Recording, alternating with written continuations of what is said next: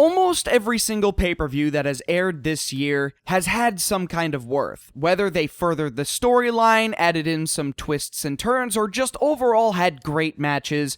Every single pay-per-view, from Royal Rumble to WrestleMania 31 to SummerSlam to Money in the Bank to Hell in a Cell, even Night of Champions, all had something going for them.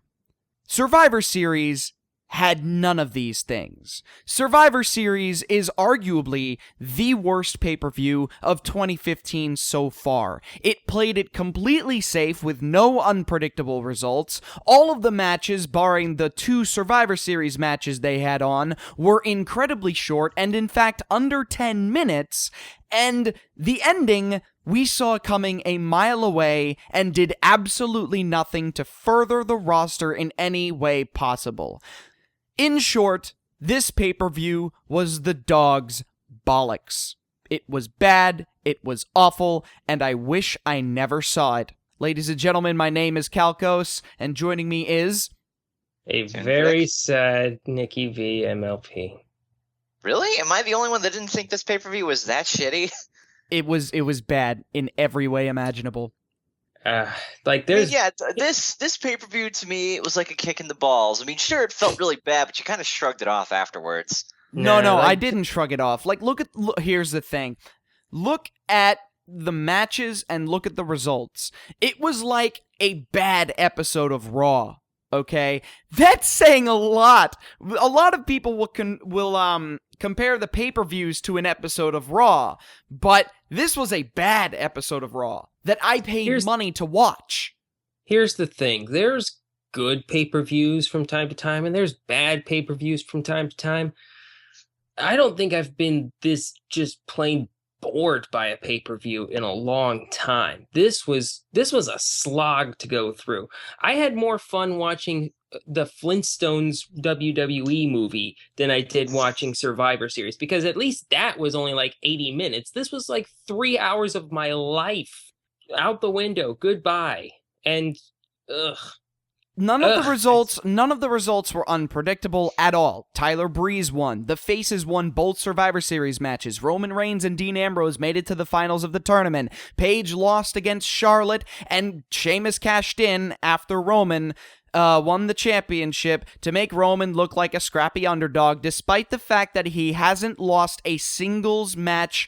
He hasn't lost a single singles match clean at all since he debuted. Here's the fucked up part. You want to know what the longest match on the card was? The first of the 2 Survivor Series elimination matches on the fucking pre-show! Yeah. 18 minutes for that one. Or the second longest was the other one, 17 minutes. After that, the longest, the Divas Championship match. There's something wrong with this picture. See, the way that this went by, I figured, okay, so they're only going to have one. No, we had, 2 of these freaking 5-on-5 traditional Survivor Series matches, and they could have done this a better way. They really could have. But, hey, the New Day got on the card, Sheamus and King Barrett got on there, Ryback, Usos, Lucha Dragons. Friggin' the 5-on-5, for the pre-show, however, just kind of slid Goldust back into the picture. Just, oh, yeah, you guys remember Goldust? Yeah, he's here.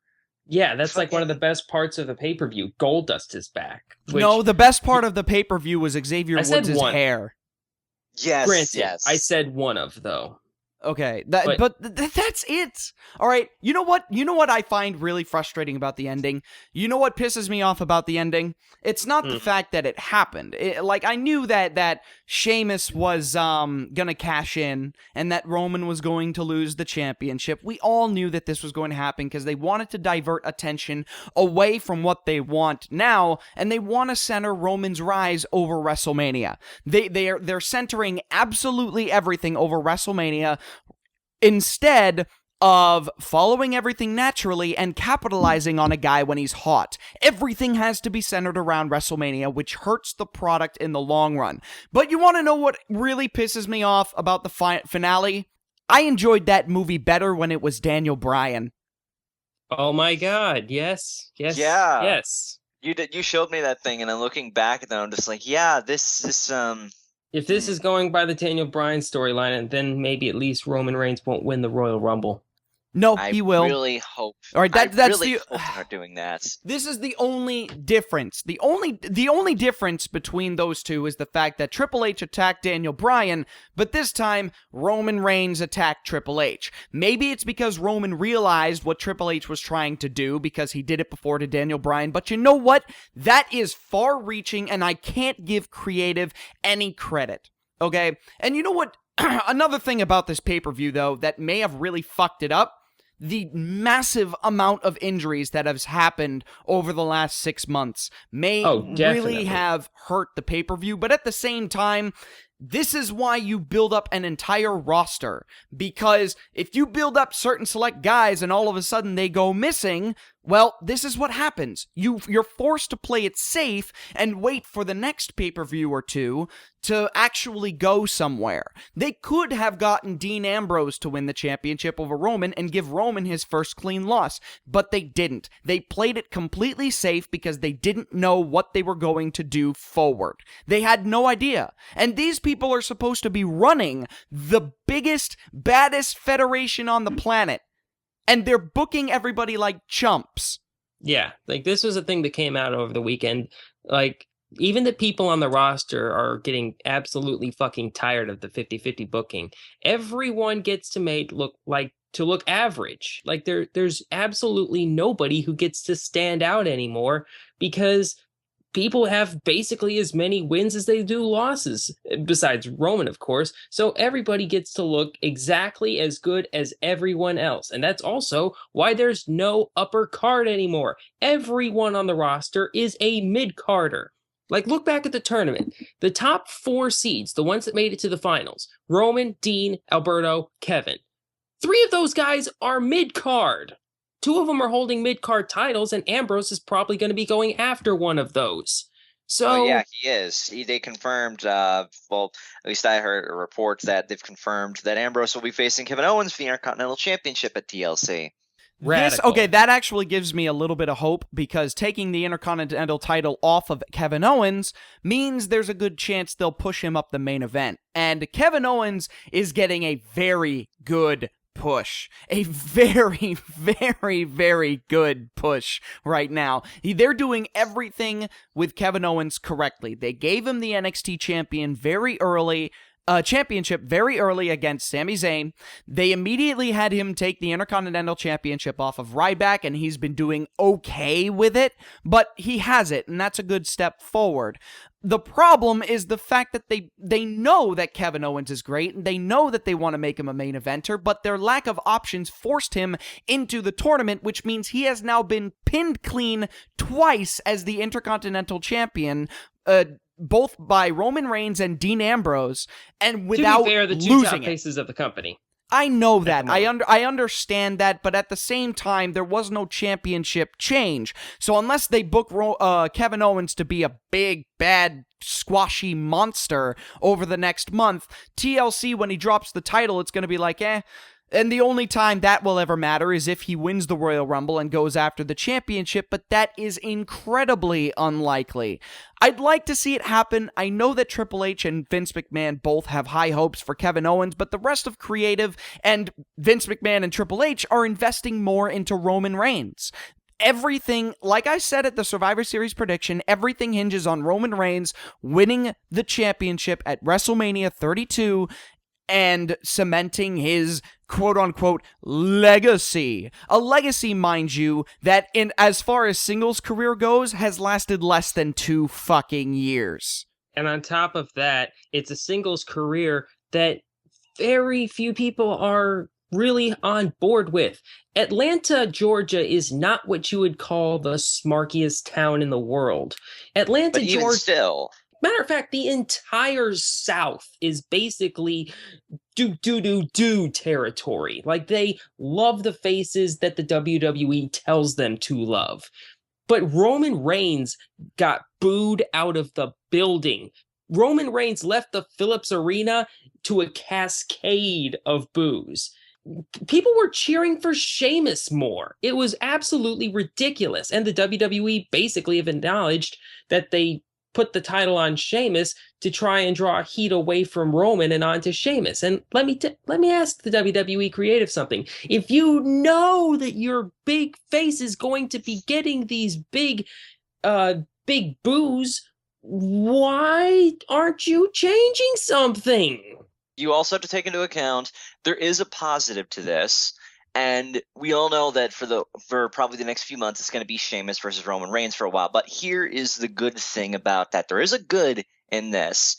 Sheamus does not have the Money in the Bank contract anymore. He wasted it on this. We all know for a fucking fact that Sheamus is not going to be built as the next champion. Sheamus at this point is a transitional champion. He has had, I think, maybe 2 or 3 chances to have the championship, whether it's the WWE Championship or World Heavyweight Championship. And both times his reigns have been very lackluster and not entertaining. There's barely been anything that he's been able to do as champion.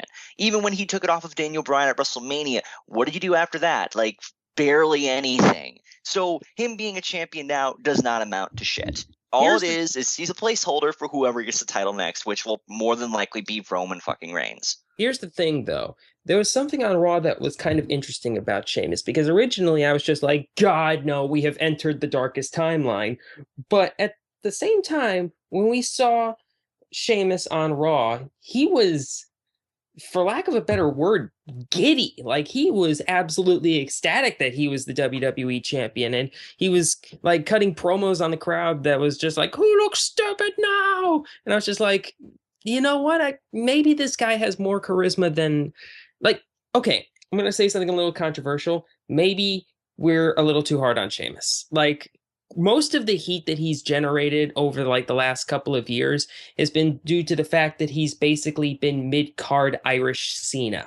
That is just it. Okay, when it comes to Sheamus, and I'm just pointing out Sheamus right now because you mentioned him, I don't want to hate him. Sheamus has a fiery look, he's got a cool accent, and he is a great in-ring technician. He is very, very good at wrestling.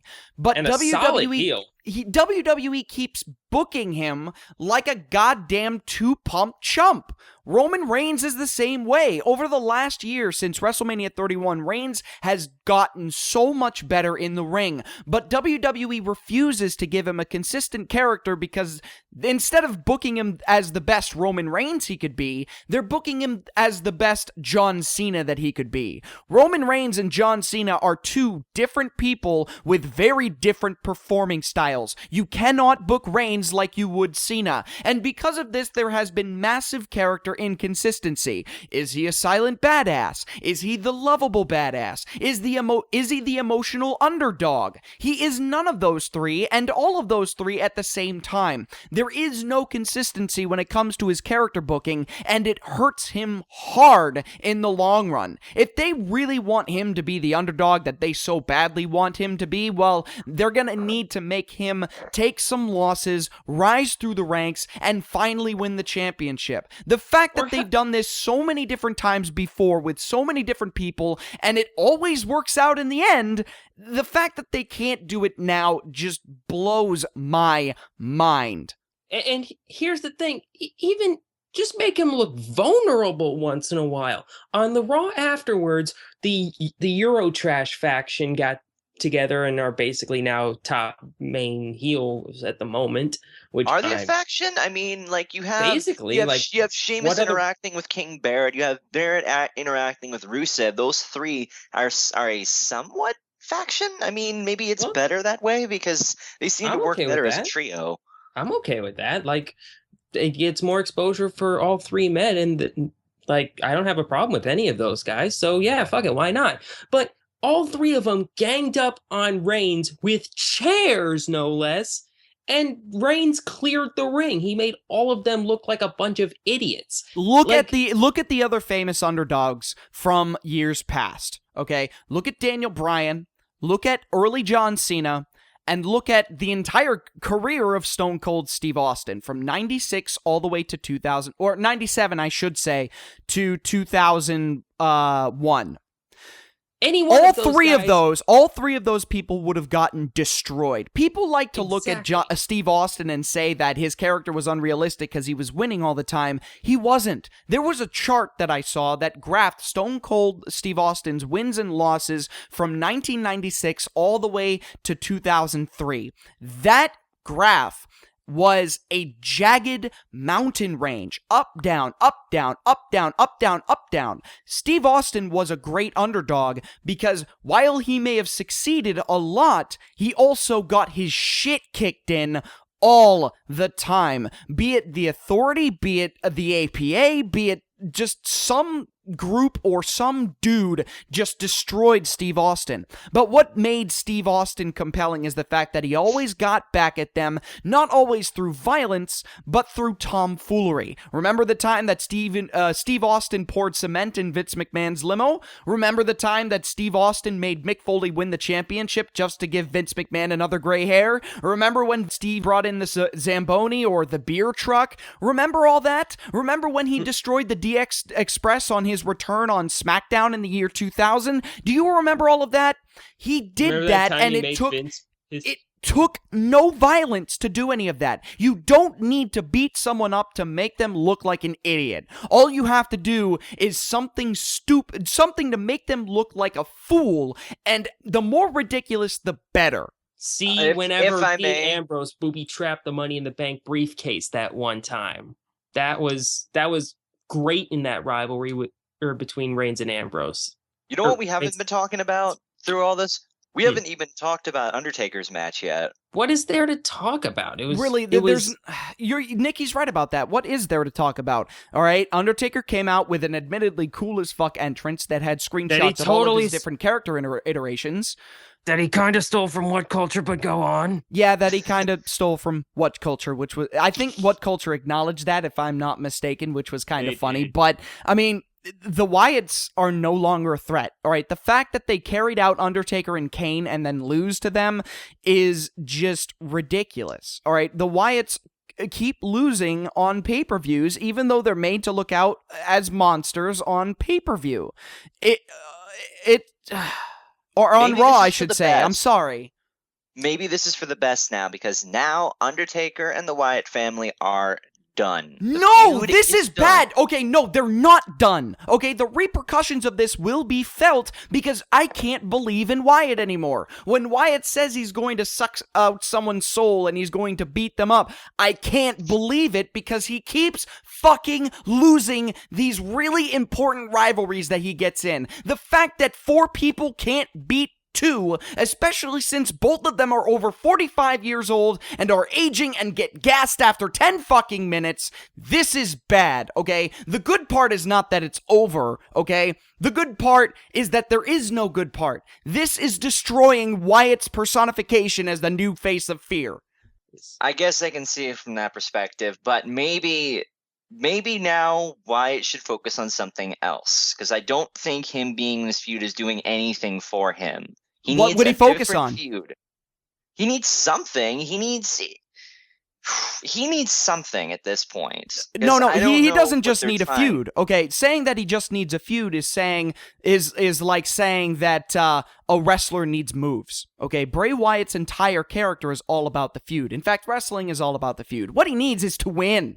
Okay, he needs to win, and it needs to be convincing, and he needs to go after the championship, okay? He needs all of this. He needs all of it and more. But they keep derailing his momentum because their priority is people other than Bray Wyatt. This is not good for him.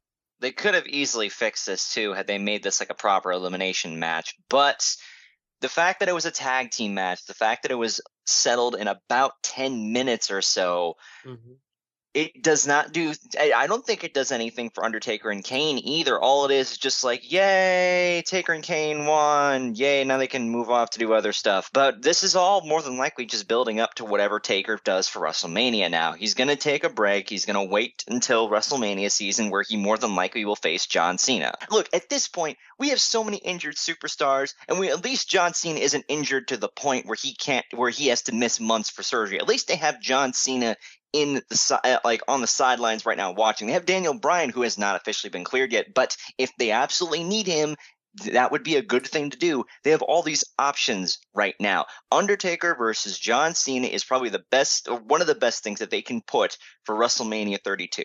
And maybe we can also get like Taker versus Kane at Royal Rumble or something, just to. But like why? Why would Kane? Okay, listen. They have done the whole Kane turns on Undertaker at least twice now, and the second time they did it was pretty shitty.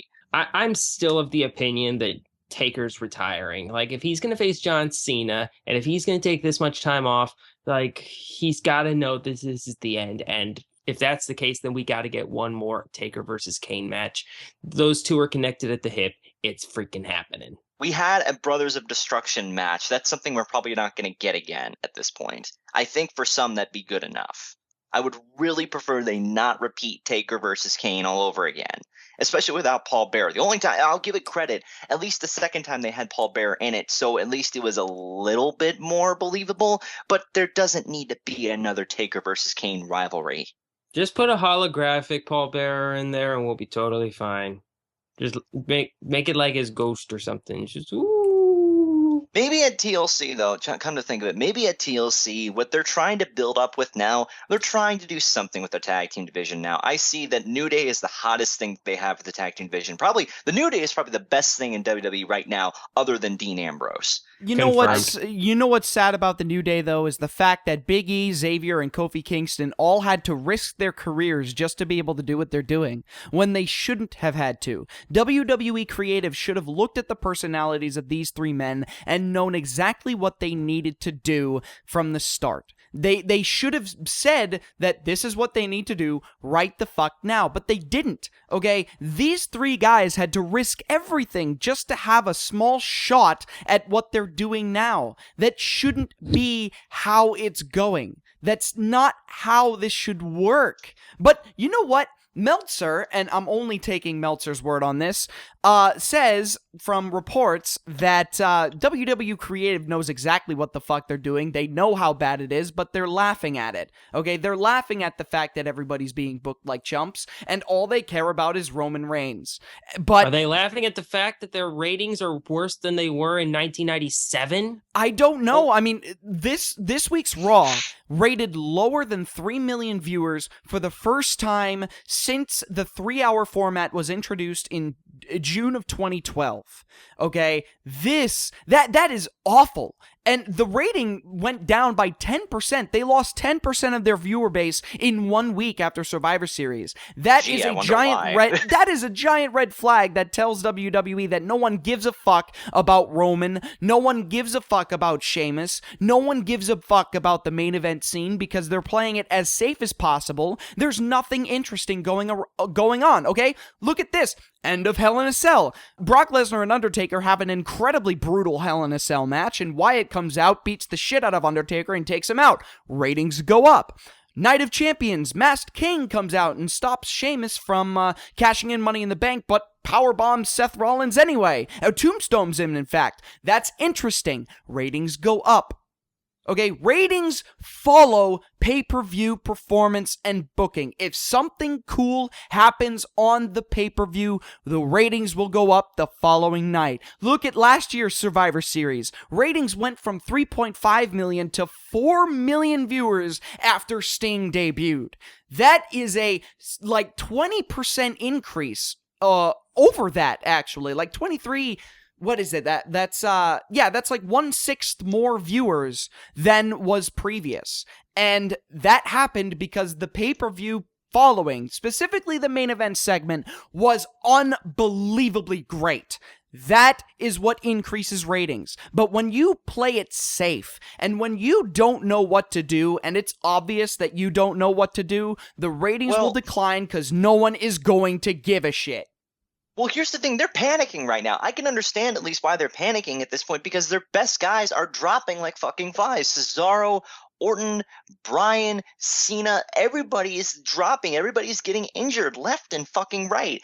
I think they're at least trying at this point.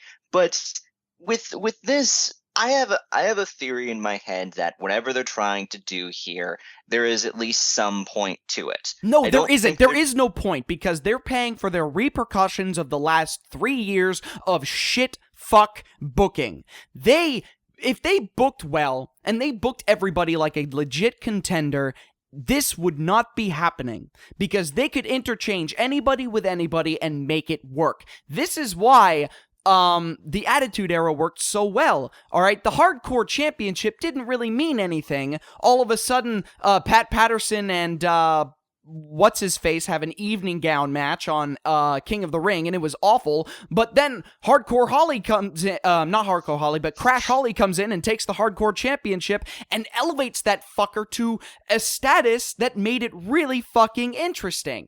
Crash Holly, a jobber, took a championship and made it matter because the booking was solid and everybody had a place in the roster. But now, alright, could you imagine if they replaced Dean Ambrose, Roman Reigns in that tournament? Can you imagine if they put Barrett in there and he ended up winning the championship? Would you believe that? No. Would you believe that in the fall of 2014 when he was getting ridiculously over with the Bad News Barrett gimmick? Would you believe it then? He could have. He could have. If they kept that going, then Bad News Barrett would have a slot and he'd have a great slot. But they axed it because he was getting too over as a heel. Okay? In fact, it's probably because he was getting more over than other people on the roster they cared more about. They did not capitalize on it when it was hot, and they ruined it, and now look at Barrett now. Okay? Look at all of these people that should have a spot, at least for a title. They should be worthy of it as long as they're willing to pull the trigger. But they're not. And now because half the roster is injured, they have no idea what to do because they didn't put down a safety net earlier. That safety net is the lifeblood of your roster. You have to be able to move anybody at any place just in case the worst happens to somebody. They never did, which means that everything is a complete mess and they have to coast until something happens. Yeah, this is how you can tell things have gotten really shitty. Odds are, at TLC, we're probably going to get a match for the United States Championship featuring Alberto Del Rio versus Jack Swagger, who has not appeared on Raw in about a year. Jack Swagger. I just want to point out, before you get to that, I just want to point out the Jack Swagger and Alberto Del Rio thing is incredibly fucking stupid, given the fact that in the past this is flip flopped, and we're in seeing this is just like, oh, this is the alternate timeline version of what would have happened, and it's incredibly fucking stupid. Well, was it okay? Somebody who watched WrestleMania 29, tell me, was their match for the world title back then any good? No. Fan-fucking-tastic. And we're getting it 3 years later with both men a shell of their former selves. Isn't this going to be fun? There's another good thing, though, that I've noticed out of this. In one of the 5-on-5 traditional Survivor Series elimination matches, at least they're doing something with the Lucha Dragons. Am I the only one that's been keeping an eye on them as they've started to progressively get a little better? Like, Kalisto was in the tournament and he did really good. And now they're letting these two talk, and now they're letting these two actually wrestle a bit more.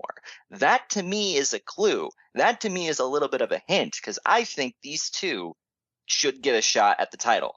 It's not enough. It's too little, too late. I've stopped watching Raw. If they're going to coast, then I'm not going to watch. If nothing interesting is going to happen on their program, then I'm not going to give them shit.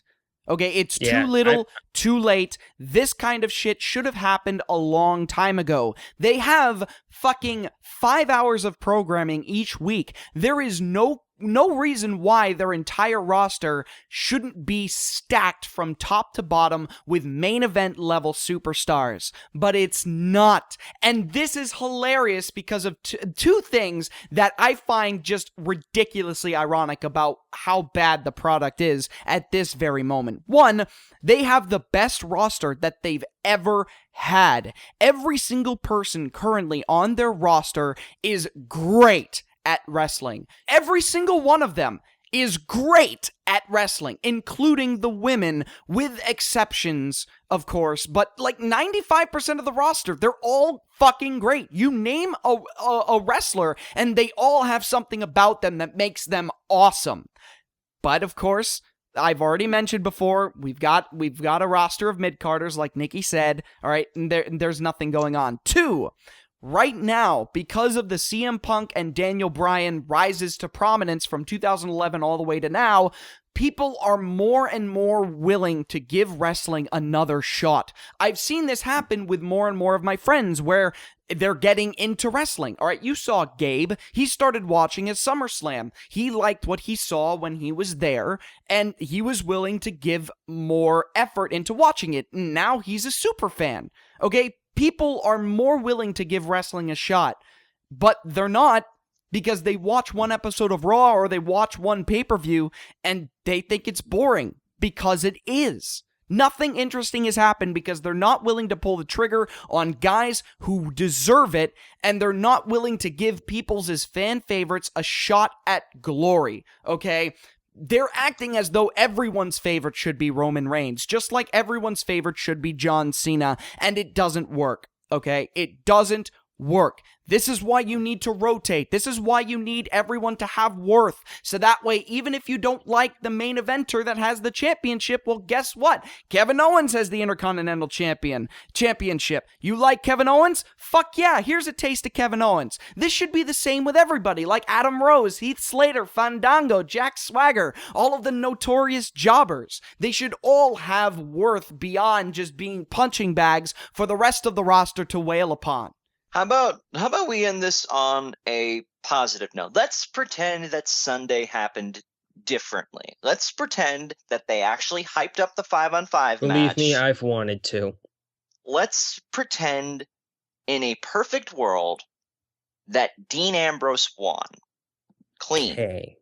No bullshit. No authority coming out. None of that. Dean Ambrose wins clean.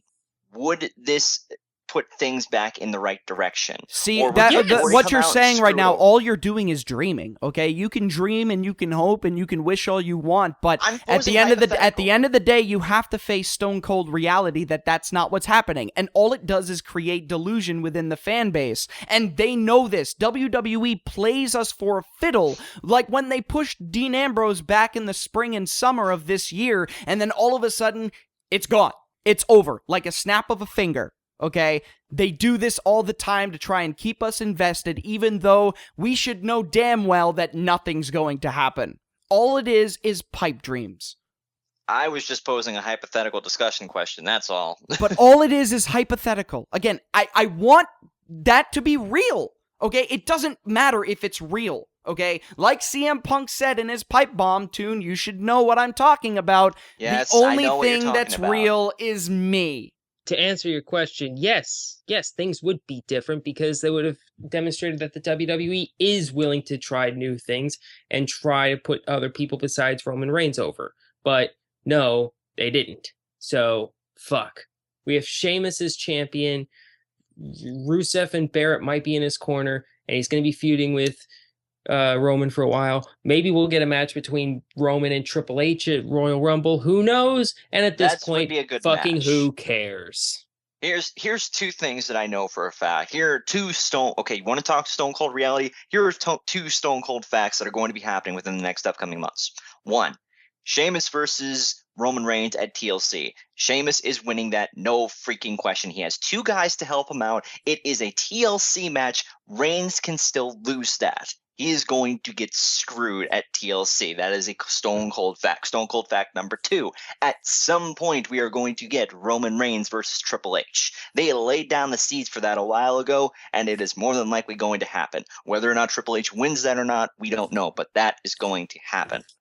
Consider me bored out of my fucking skull. This sucks, though, because TLC used to be one of my favorite pay-per-views, considering last year's was pretty shitty, but I love tables, ladders, and chairs matches. I love ladder matches. Those are my all-time favorite style matchups, and they usually turn out good, but unless they do something drastic at TLC, at least they take a chance or try to do something big, this pay-per-view is going to fall flat. And I'm going to ride it out to the Royal Rumble. I'm going to ride it up to WrestleMania. We'll see where it goes from there. But as long as I've been watching this, I will stand by what I said before. Things get better. Here's the thing. I've gotten to the point where I'm watching this off streams because I don't want to give them my ratings number. But even then, whenever I'm watching, I always have another tab open because there's always something infinitely more interesting than WWE's wrestling. Like, it's... At least NXT is more interesting. I'll give it that. Yeah, NXT is more interesting. Except for the part where... NXT, Breaking Ground, Table for Three, Legends with JBL, and Edge and Christian's new show, whatever it is the only reason why I still purchase the network. All right, the reason why I purchased the network is all of the side shit that WWE does, never the main product. Okay, you know what? I like the fact that I can access the pay-per-views, but if all. Like, I get it, other pay-per-views are going to be better. 2015 has had its lion's shares of very good pay-per-views, but this one was more bottom than bottom of the barrel. It was bad in every way, shape, or form. I was bored, and, like... I was not sports entertained. I was not sports entertained. I didn't think it was that terrible. Thought some of the matches were okay, at least, but... Yeah, but okay doesn't cut it if I'm paying for their product. Okay, that's like saying the matches before Floyd Mayweather versus Manny Pacquiao were okay. Okay, you bought that pay-per-view to watch Manny Pacquiao versus Floyd Mayweather, and that match was awful. So you basically wasted $100 on a pay-per-view. And of course, when it comes to this scale, it doesn't really make sense, but I wasted my money. I feel like I wasted that. And now we've got TLC, which... Given last year's pay-per-view, we're on a very rocky road leading up to WrestleMania. And considering the last the last 4 Royal Rumbles, and considering Fastlane last year, No, I'll say this, okay? I'm gonna say this right now. If Roman Reigns wins the Royal Rumble, I'm gonna quit watching because I'll know exactly what they're fucking doing. Yeah, I wouldn't be able to stand that. I'll be like, you know what? I'm done. I can't stand it anymore. I can only take this so many times. This is like, the WWE to me right now is like an abusive fucking relationship. I'm just like, yeah, it's bad, it'll get better. But the fucking Royal Rumble will be the one knockout, drag out fight where I'm just like, I'm fucking done. Yeah. I wouldn't be able... I will admit. I wouldn't be able to stand that. Like, they'd have no options for tomfoolery, like with Seth Rollins and the Money in the Bank briefcase last year. All right, that's gone now. So I really don't know what's going on. All I know is I kind of want to wrap this up now. Yeah, all right. Well, we're going to at least give our TLC predictions when it comes to that, but Jesus fucking Christ, now's not a good time to join wrestling. Have a good night.